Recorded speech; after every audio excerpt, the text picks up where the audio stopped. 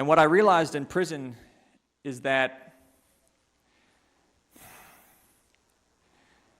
even if I had all the political freedom that I wanted, and I was truly, truly free, I could still be a prisoner. I could be a prisoner in my mind and in my heart.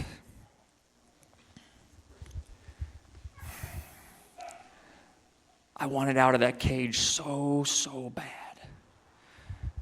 There were days when it was just every fiber of my being was like, oh, get me out of here. I can't take another day. And sometimes those days stacked. And the next day, it just got worse.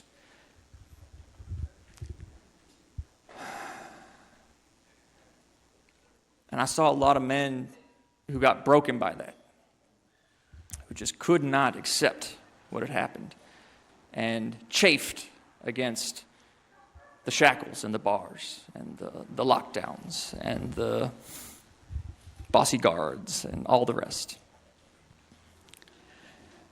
But eventually I saw that this is not helping. Resisting what had happened to me was draining me. They took my body, but I was giving them my mind. You understand what I'm saying?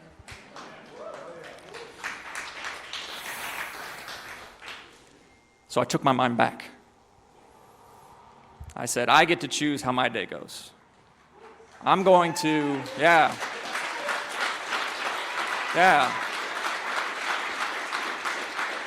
That's what I'm trying to tell you. Even in those circumstances I was in, I had choices. And the more I could get more choices, the more I could decide for myself how things were going to go, the more freedom I had.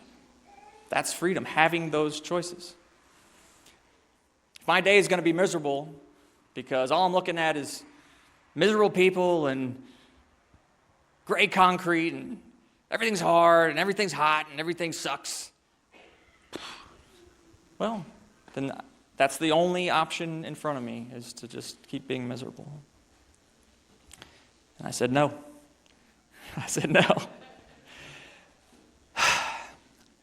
And so when I realized that, wow, I have this freedom,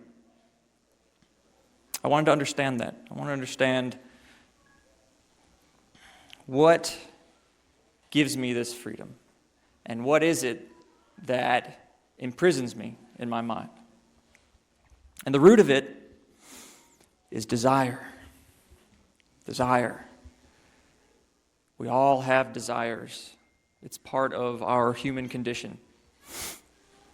And for me, my desire was freedom, physical freedom, political freedom. I want out of the cage, right? And not getting what I wanted, hitting up against the walls every day, it was killing me. I was suffering over it.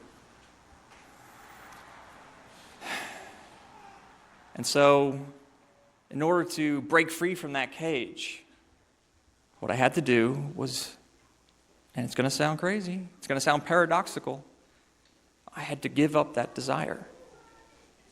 I had to stop wanting it so bad all the time. There was a moment, I was imprisoned in Tucson, Arizona. Who's been to Tucson, Arizona in July?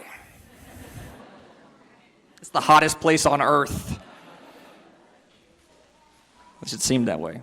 It gets up to like 115, and it's dry heat, intense sun.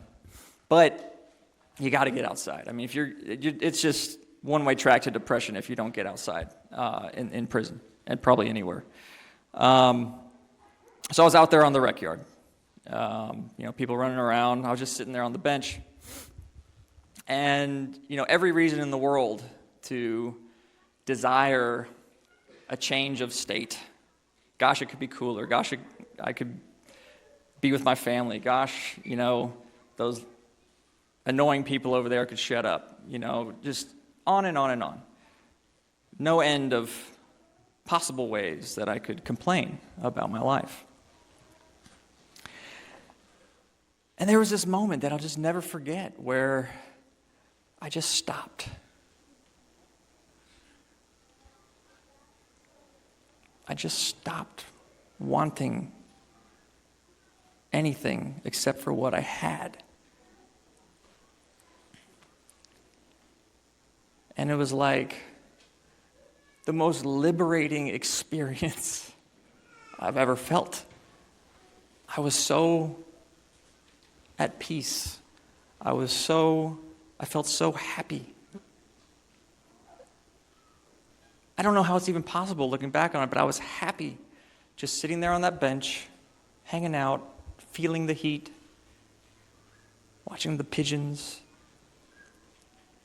The call went out on the intercom, yard recall. Means it's time to go back to the cell.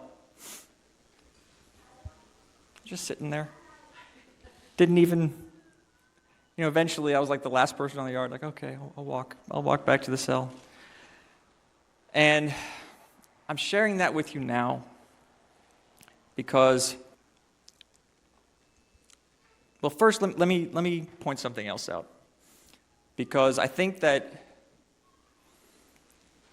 it's so ingrained in us to want. More, better, different, achieve, and it's rooted in survival. We need more. We need to secure ourselves. We need. And to hear something like this, I think there's part of us that says, he's crazy. If I stop wanting, if I stop desiring, I'll starve to death. I gotta want food. I gotta want shelter. What's he talking about? I promise you it's gonna be okay. Yeah, you can put that burden down sometimes.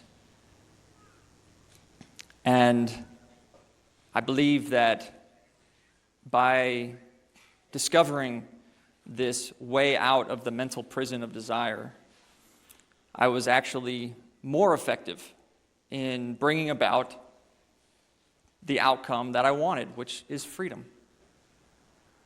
And I'm not entirely sure how to pinpoint the mechanism, but I think it had something to do with being more likable. When you're just at peace, people like you more. When I'm not pissed off because I'm not getting my way and fighting with my wife or my mom, they're going, he's just such a good guy, he needs to get out. And I see more clearly when my mind is not clouded by desires and my attention is not being pulled in every direction. And I can see, I need to show the people in my life a little more love right now.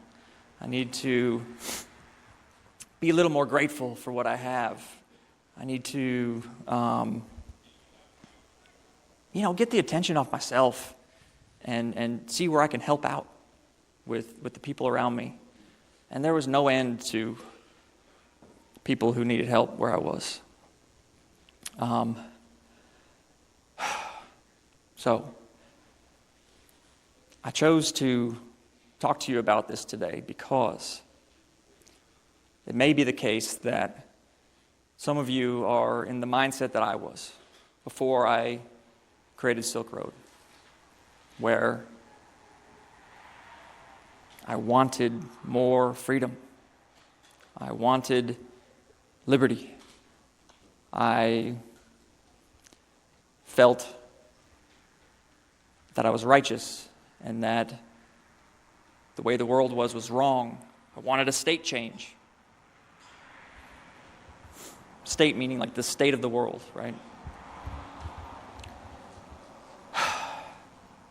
And I wish that I had hit pause and let go of that for a minute and gained a little perspective. because after going to prison, perspective was forced on me. I had to face my mother's tears. I had to look myself in the mirror in that prison cell and ask myself, dear God, what have I done? I've ruined my life. And that is a tough pill to swallow, and I had to swallow it.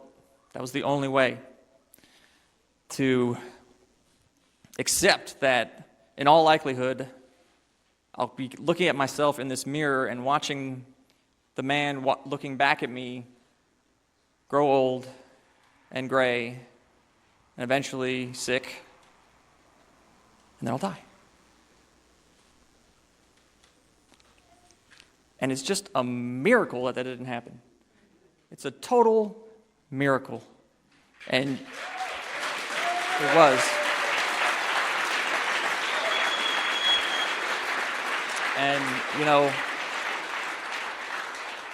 God is love, and the love that you showed me was divine, and the outcome is a miracle.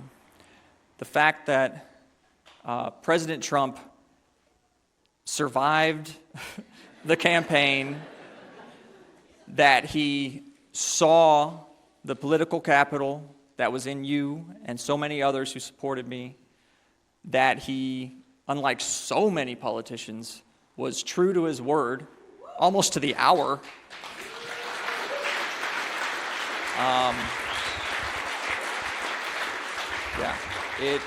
It all came together, and I hope that I can't encapsulate it in words. It's beyond words, but I hope that I was able to give back to you a little bit.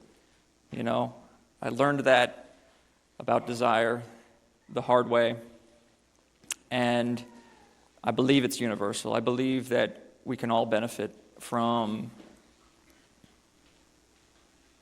putting those desires to the side for a moment and just want what you already have. Be grateful for what you have. Take stock in the people around you who love you and you love. Look at the material abundance that we live in. Prison is it's deprivation, right? It's deprivation. Put you in a box and give you the bare minimum. So not only did I come back into freedom and abundance, but I'm like 11 years into the future. And I know the world seems crazy right now, but progress has been made, and it's a pretty awesome world that we live in. It really is.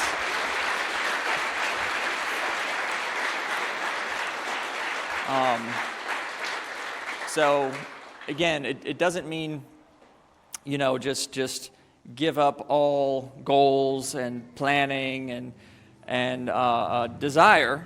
Desire is always going to be there. You're not going to lose it. It's going to come back. Let's just put it down for a minute. That's it. And the benefits outweigh the costs. Okay, the little time that you spent not straining against reality, you'll gain back in peace and energy and just effectiveness in your life. So thank you for your attention, and thank you for freeing me. I love you. God bless.